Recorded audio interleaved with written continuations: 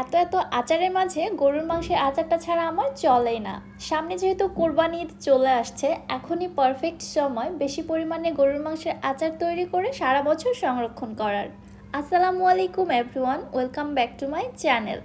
এত মজাদার একটি আচার আমার ভিউয়ার্সদের জন্য শেয়ার না করলে তো তারা অনেক কিছুই মিস করে যাবে। আর আচারটা একবার বানিয়ে 1 বছর পর্যন্ত কিভাবে সংরক্ষণ করে রেখে দিতে পারবেন সেই পদ্ধতিটিও দেখিয়ে দিব। চলুন কথা না বাড়িয়ে রেসিপিটি দেখে আসি। বিসমিল্লাহ। মাংসের আচার তৈরি করার জন্য এখানে আমি 1 কেজি গরুর সলিড মাংস নিয়েছি। আর মাংসের পিসগুলো কিন্তু এরকম ছোট ছোট টুকরো করে কেটে নিয়েছি। অবশ্যই এখানে হাড় চর্বি ছাড়া শুধু সলিড মাংসটাই ব্যবহার করতে হবে। মাংসগুলোকে আমি একটি প্যানে নিয়ে নিলাম। এরপর এর মধ্যে দিয়ে দিচ্ছি 2 টেবিল চামচ আদা এবং রসুন বাটা, 1 টেবিল চামচ শুকনা মরিচের গুঁড়া, হাফ চা চামচ হলুদের গুঁড়া, 1 চা চামচ জিরার গুঁড়া, 1 চা চামচ ধনিয়ার গুঁড়া, 1 চা চামচ দিয়ে দিচ্ছি গরম মশলা গুঁড়া, সেই সাথে দিয়ে দিচ্ছি 1 চা চামচ অর্থাৎ স্বাদ মতো লবণ, আর দিয়ে দিচ্ছি 2 টেবিল চামচ সরিষার তেল। এখানে সয়াবিন তেলটা ব্যবহার করা যাবে না, এই পুরো রান্নাটাই সরিষার তেলে হবে, কারণ আমরা সকলেই জানি আচার মানেই কিন্তু সরিষার তেল। এইবারে সব মশলাগুলো আমি মাংসের সঙ্গে খুব ভালোভাবে মেখে নিচ্ছি। এই কাজটি আপনারা হাত দিয়েও করতে পারেন। এইবারে মাংসটাকে সেদ্ধ করার জন্য এর মধ্যে দিয়ে দিচ্ছি 1 কাপ নর্মাল ঠান্ডা পানি।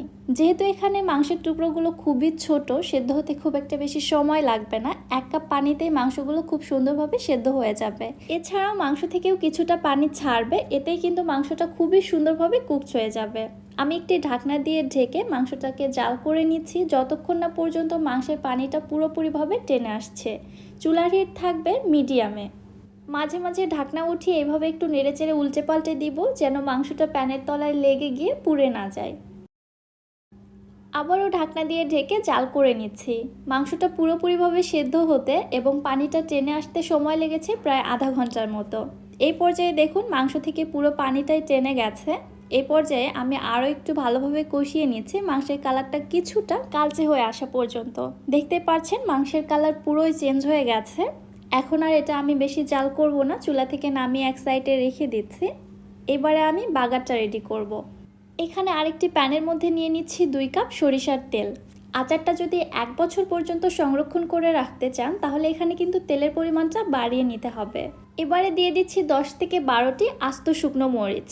এই শুকনো মরিচের ফ্লেভারটা আচারের মধ্যে খুবই ভালো যায়, আর আচারটা কিন্তু ঝালও হবে না। শুকনো মরিচটা খেতে অনেক বেশি মজা লাগে, এজন্য আমি বেশি করে দিয়েছি। সাথে দিয়ে দিচ্ছি 3টি কালো এলাচ, 8টি সবুজ এলাচ, 4 টুকরো দারুচিনি, আর দিয়ে দিচ্ছি 3টি তেজপাতা। চুলার হিটটাকে মিডিয়াম টু লোয়ের মাঝামাঝি রেখে সব কিছুকে তেলের সঙ্গে ভালোভাবে একটু ভেজে নিচ্ছি, সুন্দর একটা স্মেল বের হওয়া পর্যন্ত। কিছুক্ষণ ভেজে নেওয়ার পর যখন এগুলো খুবই সুন্দর একটা স্মেল ছড়িয়েছে, সেই পর্যায়ে দিয়ে দিচ্ছি 3টি আস্ত রসুনের কোয়া। আবারও নেড়ে চেড়ে সব কিছু খুব ভালোভাবে আরও একটু ভেজে নিচ্ছি। রসুনটাও যখন ভাজা হয়ে গিয়েছে, খুবই সুন্দর একটা ফ্লেভার ছড়িয়েছে, তখন এর মধ্যে দিয়ে দিচ্ছি আগে থেকে প্রিপেয়ার করে রাখা মাংসের টুকরোগুলো।